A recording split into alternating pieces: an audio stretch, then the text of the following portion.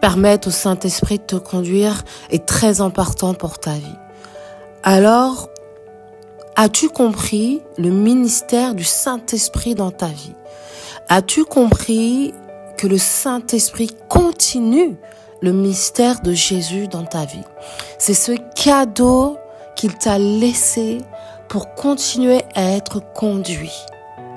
Le Saint-Esprit t'a été envoyé par Dieu le Père pour te conduire à travers cette vie. Dans Jean 16, 13, Jésus dit, « Quand il sera venu, lui, l'Esprit de vérité, il vous conduira dans toute la vérité. » Il est donc ce compagnon à ta droite qui t'accompagnera du début de ta vie jusqu'à la fin de ta vie.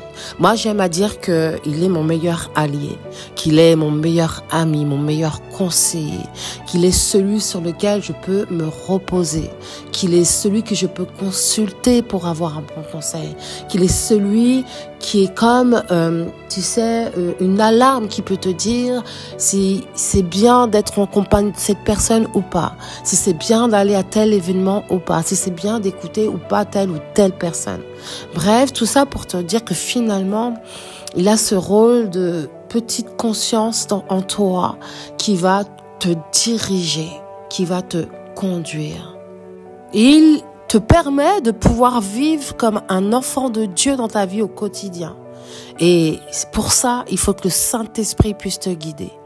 Car tous ceux qui sont conduits par l'Esprit de Dieu sont fils de Dieu, en Romains 8, 14.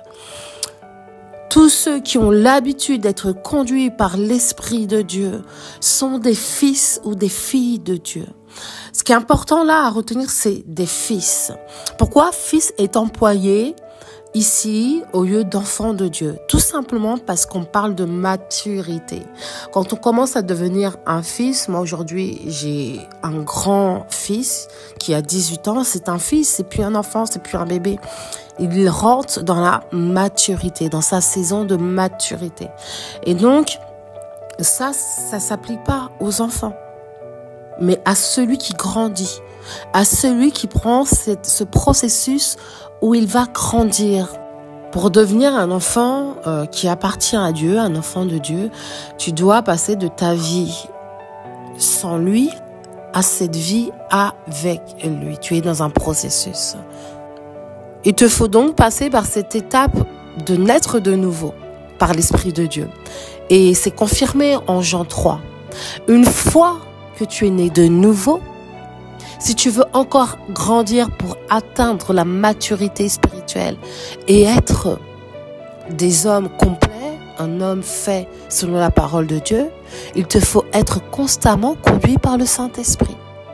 Et en fait, la triste réalité, c'est qu'il y a de nombreux chrétiens, de nouveaux convertis, de nouveaux bébés en Christ, qui sont nés nouveaux, mais qui ne vont jamais rentrer dans cette réalité-là de maturité. Et je m'explique. Très souvent, beaucoup d'entre vous, vous arrivez en tant qu'enfant de Dieu, vous donnez votre vie à Christ, vous rencontrez une église, un pasteur, et puis vous passez votre temps finalement à être chapeauté, à dépendre d'eux. Et vous ne rentrez jamais dans cette maturité de vous dire que Dieu nous a laissé le Saint-Esprit comme cadeau pour être guidé et dirigé. Je n'ai donc pas besoin de courir après un homme ou une femme. Je n'ai pas besoin de courir après un homme de Dieu ou une femme de Dieu. Je n'ai pas besoin de courir après un mentor. Je n'ai pas besoin de courir après un responsable. Parce que le Saint-Esprit est celui qui va me faire grandir. Et il va me faire grandir dans ma vie de tous les jours, mais aussi dans ma vie spirituelle. Mais on aime être comme des enfants, comme des bébés. Et c'est pas négatif de dire qu'on est enfant de Dieu, bien au contraire. Mais comme tout enfant, tu vas devoir grandir et passer par cette étape de maturité. Et une maturité spirituelle chez quelqu'un qui a accepté Christ, c'est quelqu'un qui n'a pas besoin qu'on lui tienne la main pour tout. Tu es capable d'aller chercher toi-même la signification de certains versets dans la Bible et d'essayer de la comprendre et de demander à Dieu, ouvre-moi les yeux, ouvre-moi ma compréhension, mon intelligence, ma sagesse pour comprendre À quel moment ce verset a été écrit? Par qui? Pour quel peuple ça a été dit? Dans quelle année? Dans quel siècle? Quand ça intervient? Est-ce que ça intervient aujourd'hui dans ma vie? Comment je peux le faire intervenir ou comment je peux le comprendre pour ma vie personnelle? Et c'est là que tu vas commencer à devenir un fils et une fille de Dieu. Et pas juste te rattacher à ce que l'être humain va toujours te dire et être un bébé. Et être toujours au lait sans jamais commencer à manger la bonne nourriture. Celle qui te fait du bien, tu vois. Celle que Dieu va pouvoir te guider, te diriger. Et donc, on a des chrétiens qui n'arrivent jamais à une certaine maturité spirituelle. Ils dépendent toujours d'eux. Ils attendent toujours qu'on leur dise quoi faire, comment réfléchir, comment penser, comment méditer, les décisions qu'ils doivent prendre pour leur propre vie.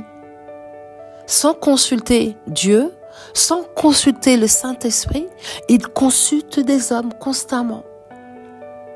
Et ça, c'est clairement un signe que le chrétien n'est pas mature.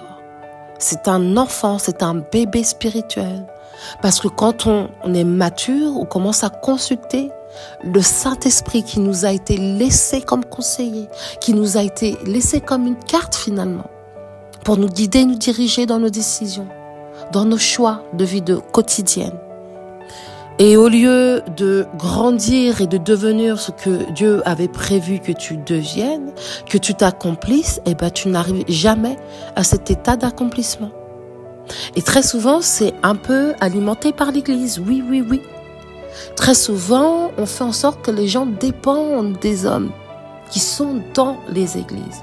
Ils dépendent d'une autorité, ils dépendent d'un oui et amen pour leur vie, ils dépendent d'un oui et amen pour s'acheter des fringues, ils dépendent d'un oui et amen pour déménager, ils dépendent d'un oui et amen pour pouvoir changer de département, un oui et amen pour aller voir leurs parents, un oui et amen. Non mais, arrivé à un moment, il faut juste arrêter la dépendance spirituelle. On doit dépendre de Dieu, on doit dépendre du Saint-Esprit, on doit dépendre de la parole de Dieu que tu te nourris.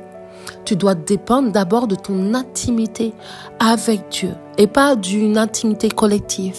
Le collectif, c'est après. Ah oui, c'est après le collectif parce que le salut est individuel. Donc tu commences d'abord par une compréhension individuelle. Tu commences d'abord par mûrir individuellement. Et quand Dieu te demande de te regrouper pour des choses bien spécifiques, là, tu te regroupes.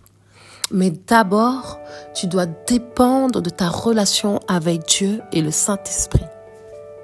Tu dois donc comprendre que tu dois étudier, méditer le thème, le but d'être conduit par l'Esprit de Dieu. C'est essentiel dans les temps comme celui-ci. Tu dois être conduit par le Saint-Esprit. Tu dois être conduit par ce cadeau que Dieu t'a fait. Par ce cadeau que Jésus a proclamé avant de partir. C'est un bout de lui. C'est une partie de lui qui t'a laissé. Pour te faire du bien. Pour te conduire. Pour ordonner tes pas. Pour ranimer la flamme quand il faudra la ranimer. Tu ne dois pas t'en priver et tu ne dois pas l'ignorer et toujours aller après l'être humain qui a été fait de chair et de sang comme toi. Oui. Alors, en cette fin d'année, je t'invite à prendre le temps, à te rapprocher du Saint-Esprit, à le sonder, à l'interroger et à passer du temps avec lui. Parce que c'est comme ça que tu vas arrêter d'être dépendant de ce que les autres disent, de ce qui est prophétisé, de ce qui est proclamé. Non, tu vas avoir une vraie relation avec le Saint-Esprit, avec la parole de Dieu et avec Dieu lui-même. En 2 Corinthiens 3, si tu prends le temps d'ouvrir ta Bible et de lire, on te parle du ministère de la nouvelle alliance. Je t'invite à le lire et à méditer dessus. Mais si tu vas au verset 17, il nous est dit ça. Or, le Seigneur, c'est l'Esprit. Et là où est l'Esprit du Seigneur, là est la liberté. Tu trouveras donc la vérité, ta liberté dans l'esprit du Seigneur, ce cadeau qu'il t'a laissé sur cette terre pour te guider et te diriger. Dieu est simple et il a fait les choses de manière simple pour que ça soit accessible à tout le monde.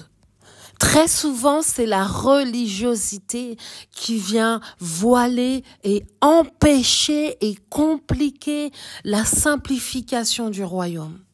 Alors aujourd'hui, prends cette décision de permettre au Saint-Esprit de te conduire dans ta vie de tous les jours.